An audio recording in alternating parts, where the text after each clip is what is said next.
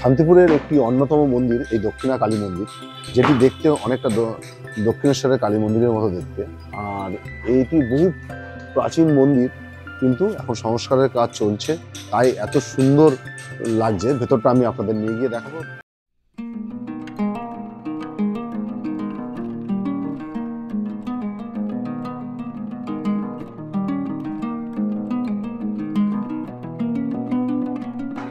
আজকের ভিডিওতে তোমাদের দেখাবো হরিপুরের একটা সুন্দর মন্দির।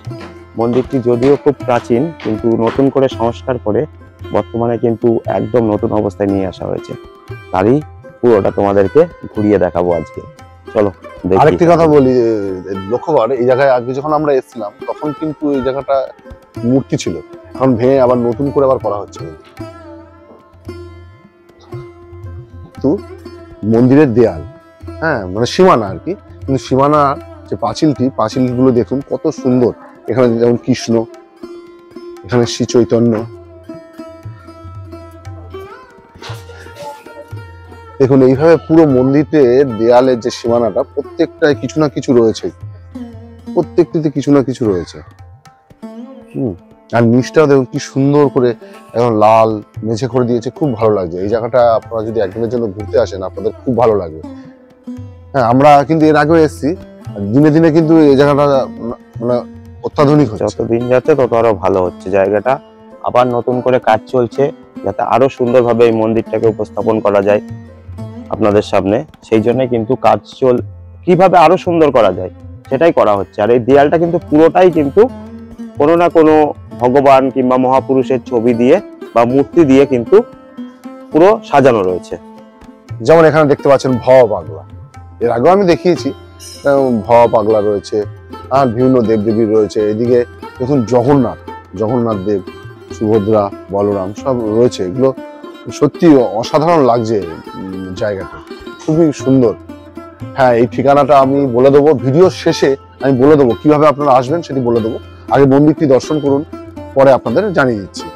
মন্দিরের ভিতরে, মন্দিরের বাইরেও কিন্তু ঠিক এইভাবেই রয়েছে। আমি সেটি ভিডিওর এন্ডে গিয়ে আপনাদের দেখিয়ে দেবো ভিডিওর যে বাইরে ঠিক কেমন আছে বাইরেটা। হ্যাঁ, বাইরে কিন্তু আগের মতোই আছে, আগে এসেছিলাম যেরকম সেরকমই রয়েছে, কিন্তু বাইরে পরিবর্তন হয়নি, কিন্তু ভেতরে ভাঙাচোরা চলছে, কাজকর্ম চলছে, বেশ ভালো লাগছে। অনেক কিছুই পরিবর্তন হয়েছে। আর এখানে কিন্তু 3টে মন্দির আছে। একটি মায়ের মন্দির, যেটা অনেকটা দক্ষিণেশ্বরের আদলে নির্মিত, আর তার পাশেই আছে মহাদেব বা ভগবান শিবের মন্দির, তার পাশে কিন্তু আছে বাবা লোকনাথ। তো সেগুলো আপনাদেরকে সবগুলোই দেখাবো। তার আগে মন্দির ক্যাম্পাসটা আপনাদেরকে মোটামুটি একটু ঘুরিয়ে দিলাম। আরো অনেক কিছু আছে এখানে, চলুন আস্তে আস্তে সেগুলো দেখি। যেমন আপনাদের বলেছিলাম একটু আগে যে এখানে 3টি মন্দির রয়েছে, তার মধ্যে এখন আপনারা যেটি দেখছেন এটি হলো মায়ের মন্দির, যেটি দক্ষিণেশ্বরের আদলে তৈরি করা। দেখুন কত সুন্দর মন্দিরের কারুকার্য। এটি কিন্তু অনেক পুরনো মন্দির। হ্যাঁ, বর্তমানে নতুন করে আবার সংস্কার করে কিন্তু মন্দিরটির এই রূপ দান করা হয়েছে, এবং পরবর্তীতে যা দেখছি এখানে কাজ চলছে বললাম, আরো সুন্দর কিন্তু এই মন্দিরটা হয়ে উঠবে পরবর্তী দিনে। আপনারা আসুন, এখানে এসে মন্দিরটা নিজেরা দর্শন করে যান। আর এই মন্দিরের পাশেই কিন্তু পরপর 3টে মন্দির আছে।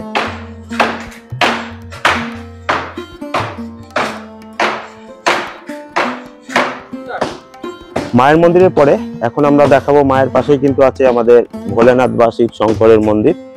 সেটা দেখুন, এই কিন্তু মহাদেবের সেই মন্দিরটি। আরো ক্লোজ আপনাদেরকে দেখাচ্ছি। এখানে ভোলেনাথের কিন্তু একটা সুন্দর মূর্তি আছে, এবং লিঙ্গ বা প্রতীক যেটাকে বলা হয় সেটিও কিন্তু আছে। খুবই সুন্দর এই স্থানটি, আপনারা এসে এখানে কিছুক্ষণ সময় কাটাতে পারেন, ভালো লাগবে। করাবো লোকনাথ ব্রহ্মচারীর মন্দির। দেখুন কত সুন্দর লাগছে মন্দিরটি। তো এখানে বাবা বসে আছেন। জয় বাবা লোকনাথ। আমি বাবা লোকনাথ ব্রহ্মচারীকে আপনাদের আরো একদম কাছ থেকে দর্শন করাচ্ছি। তবে এই মন্দিরে আসলে আপনাদের মন শান্তি লাভ করবে, কারণ খুব ঠান্ডা পরিবেশে মন্দিরটি। তো যতবার এসছি, যাই বলি যতবার এসছি এখানে কিন্তু খুব ভালো লাগে। ভালো লাগে, হ্যাঁ। হ্যাঁ, আমরা তো একাধিকবার এসছি, যেহেতু আমাদের বাড়ি এখানে, আমরা একাধিকবার এসছি। এখানকার পরিবেশটাই সুন্দর। তো ঘুরতে ঘুরতে আপনাদের দেখাতে দেখাতে আমরা কিন্তু এখন চলে এসেছি মন্দিরের পেছনটায়। আর দেখছেন এদিকে যে এই যে মূর্তিগুলো রয়েছে, এই মূর্তির মতোই কিন্তু এইসব দেয়ালগুলোতেও পরবর্তীতে বসানো হবে, তারই প্রক্রিয়া চলছে। আর এটা কিন্তু মন্দিরের পেছন সাইড। আমরা এদিক থেকে আবার চলে যাব মন্দিরের মাঝামাঝি জায়গায়।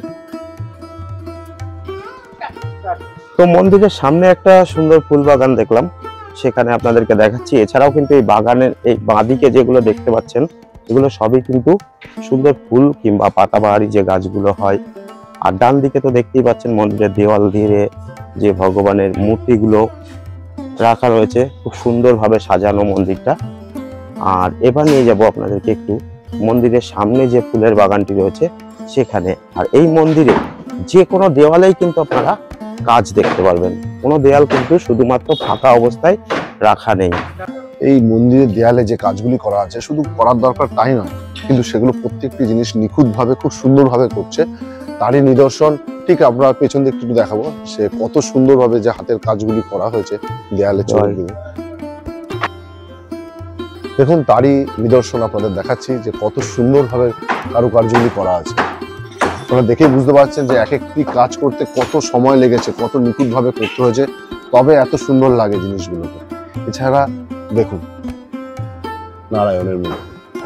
আর এছাড়া মন্দির চত্বরে ঘুরতে ঘুরতে যদি মনে হয় যে আপনারা একটু বসবেন, তার জন্য সুন্দর বসার ব্যবস্থাও রয়েছে, আপনারা এখানে বসতে পারেন। হ্যাঁ, আর ঠিক মন্দিরের সামনে থেকে এই দিকটায় দেখুন ফুলের বাগান রয়েছে, যে কত সুন্দর পরিচর্যা করলে তবে এত সুন্দর দেখতে লাগে, তারই নিদর্শন রয়েছে এখানে।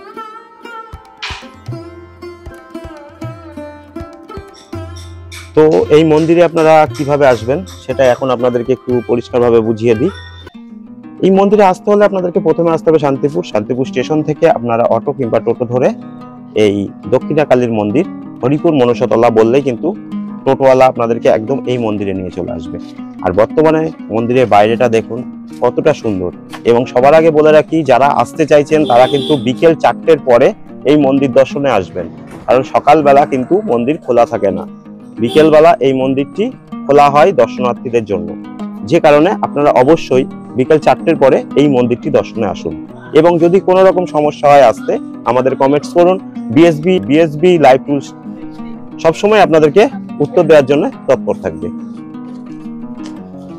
এবং প্রত্যেকটি দেয়াল এবং এর পেছন দিকটা, এটা পেছন দিক বলা যেতে পারে, তাও দেখুন পেছন দিকে কত সুন্দর কারুকার্য করা। হ্যাঁ,